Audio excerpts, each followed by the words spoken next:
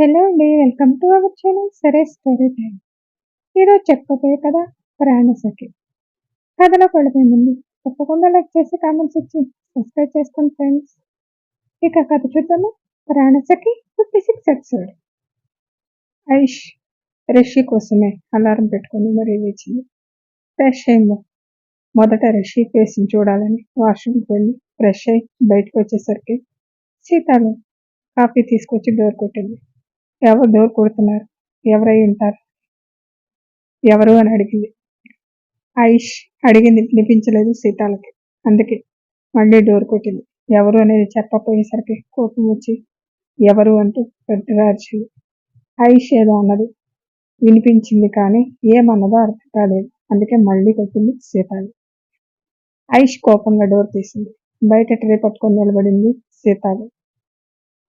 Aish first రిషిని చూద్దాం అనుకుంటే సీతాలను చూడాల్సి వచ్చిందని కోపంతో ట్రైని విసిరికొట్టి, నిన్నెవరు నా రూమ్కి తీసుకురమ్మన్నారు, ఉదయాన్నే నీ దరిద్ర ఫేస్ చూడాల్సి వచ్చింది అని తిట్టింది. అమ్మగారు, నేనేం చేశాను?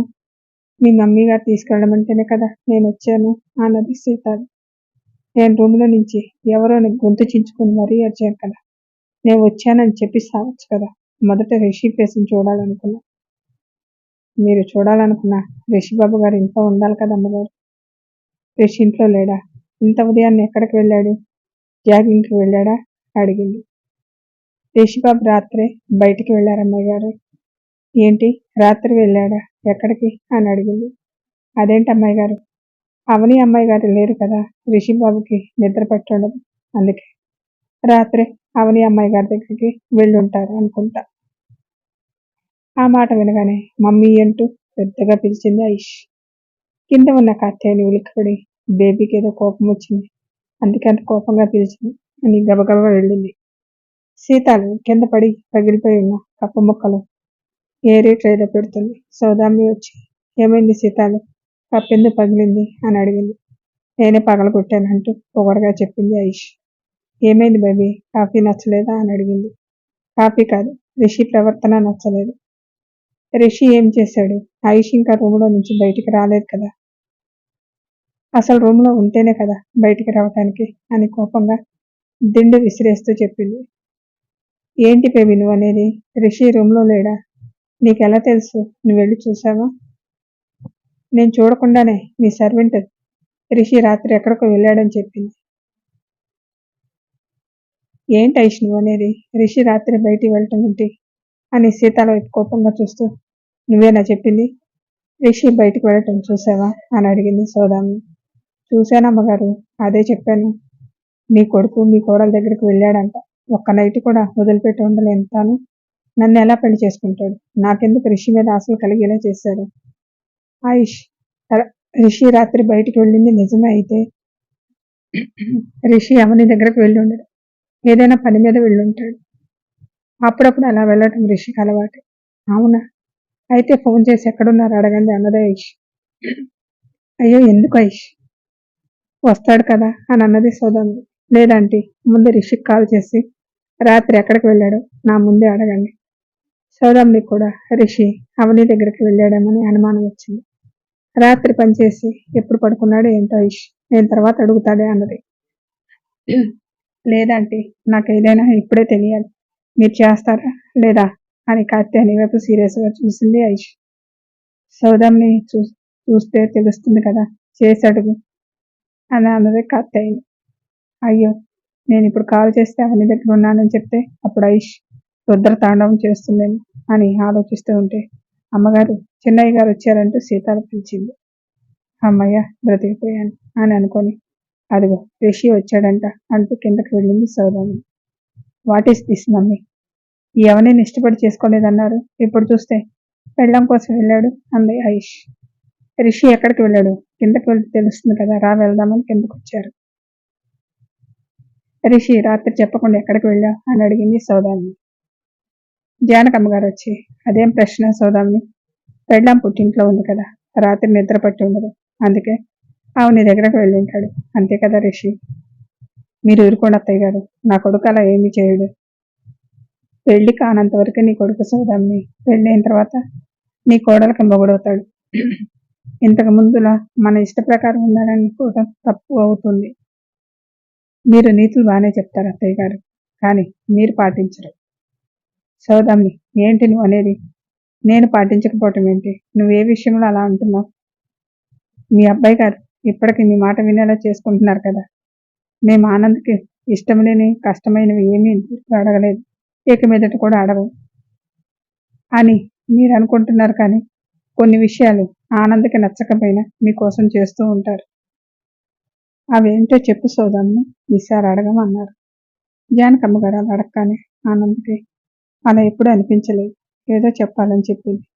అందుకే జానకమ్మ గారు చెప్పమంటే నీళ్లు నమ్ములుతుంది మిస్ సౌదామిని. ఆ డిస్కషన్ అంతా ఇరిటేటింగ్గా అనిపించి రిషి ఎక్కడికి వెళ్ళాడు అడగడం అనేసి, మీ ఇద్దరు నాన్సెన్స్ ఏంటి అని సీరియస్గా అన్నది ఐష్. హలో, ఎక్స్క్యూజ్ మీ, పెద్దవాళ్ళతో ఎలా మాట్లాడాలో మీకు తెలియదు. అయినా నేను ఎక్కడికి వెళ్తే మీకెందుకు? గెస్ట్లుగా వచ్చారు, అలానే ఉండండి అని రిషి కూడా సీరియస్గా చెప్పాడు.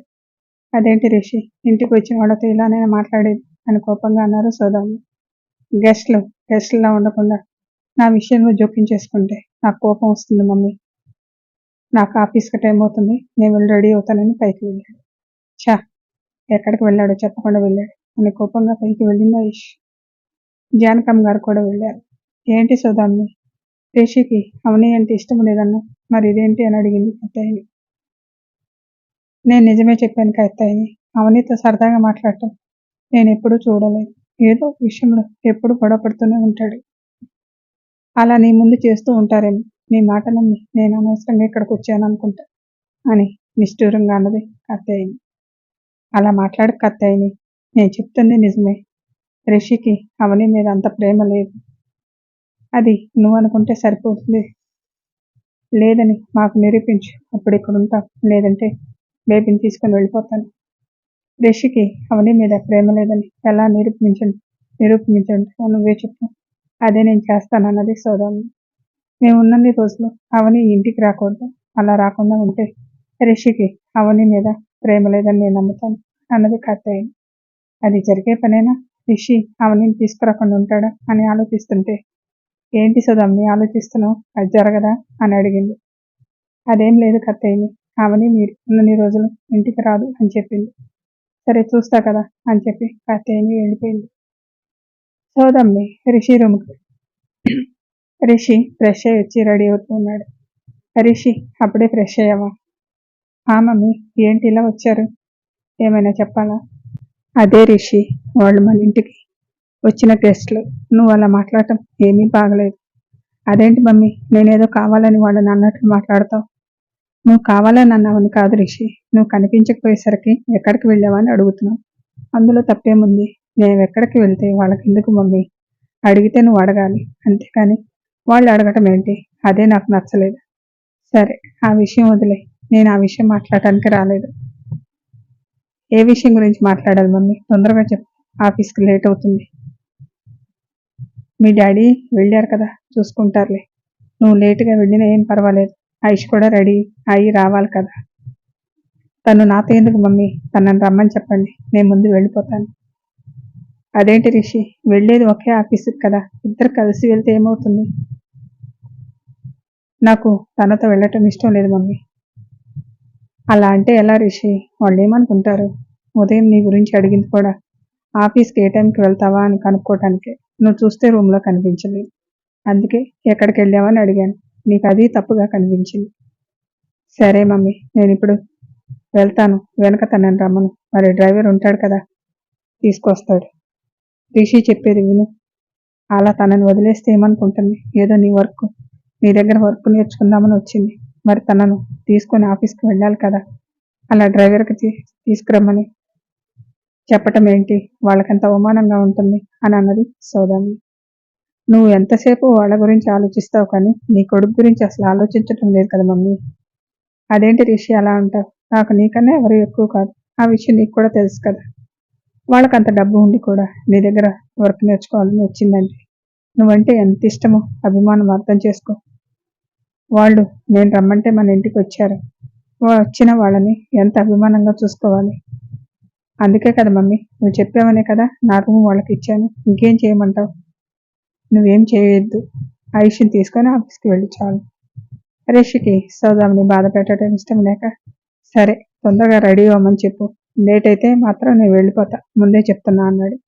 సరే సరే, నేను వెళ్ళి ఇప్పుడే చెప్తాను కానీ అవని 4 రోజులు అక్కడే ఉంటుందా అని అడిగింది సౌదామిని. స్టోరీ కంటిన్యూ మళ్ళీ నెక్స్ట్ ఎపిసోడ్లో తెలుసుకున్నాను. Thank you.